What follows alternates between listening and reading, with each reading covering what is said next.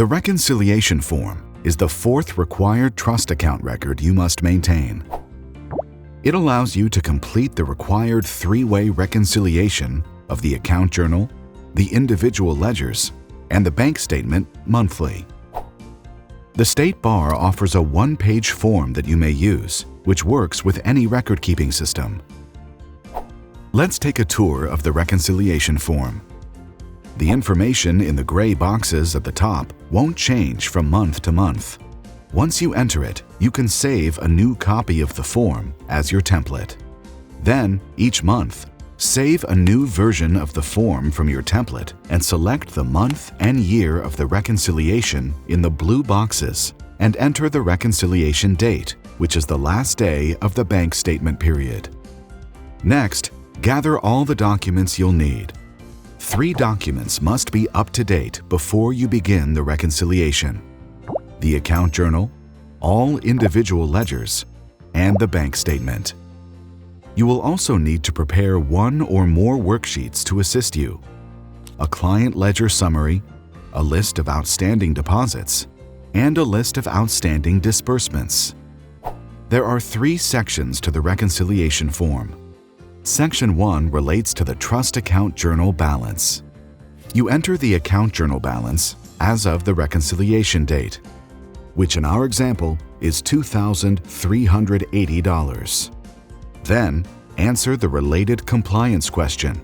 Does the account journal contain the information required by Standard 1B? If you used the State Bar template or captured this information in your account journal, you can select Yes. Section 2 of the reconciliation form relates to the individual ledgers.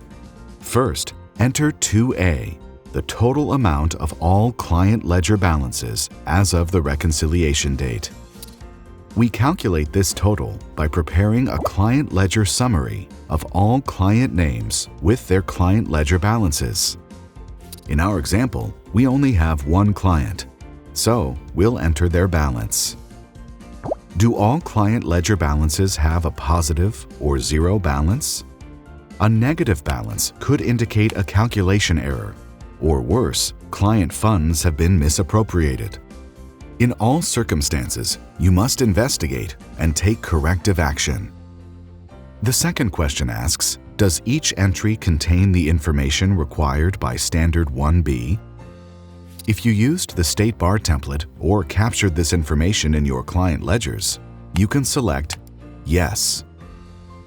Next, enter 2B, the total bank charges balance as of the reconciliation date. In our example, the law firm's bank charges ledger balance is $200. Confirm any firm funds in the trust account are no more than reasonably sufficient to pay bank charges. The total of 2A and 2B is automatically calculated in the State Bar template. Compare Section 1 and 2 totals. They should match. If they don't worry.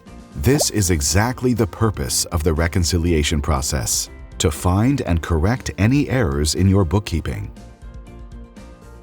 Section 3 of the reconciliation form relates to the adjusted bank statement balance.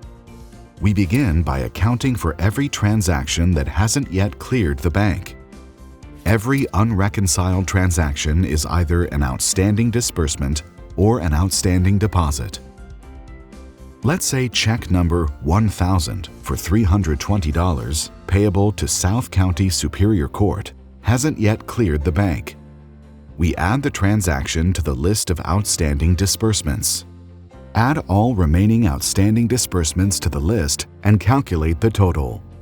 Repeat the same process with outstanding deposits. Enter 3A, the bank statement ending balance, which you can find at the top of your bank statement. In our example, the amount is $2,700. 3B, total outstanding deposits. Since there were no outstanding deposits in our example, enter 0. And 3C, total outstanding disbursements, which we just calculated to be $320. The total adjusted bank balance is automatically calculated. Confirm the total balances of sections 1, 2, and 3 match.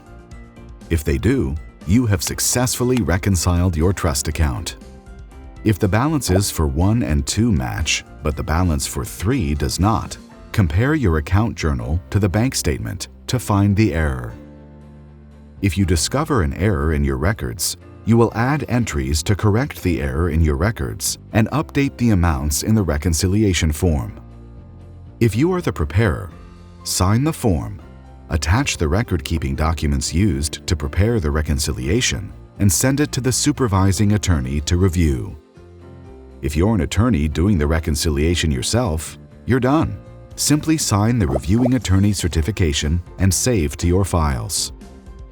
If you'd like more information about steps you can take to help fulfill your non-delegable duty to safekeep your client's funds when someone else is performing your trust account record keeping, see the State Bar's Supervisory Review Guidance.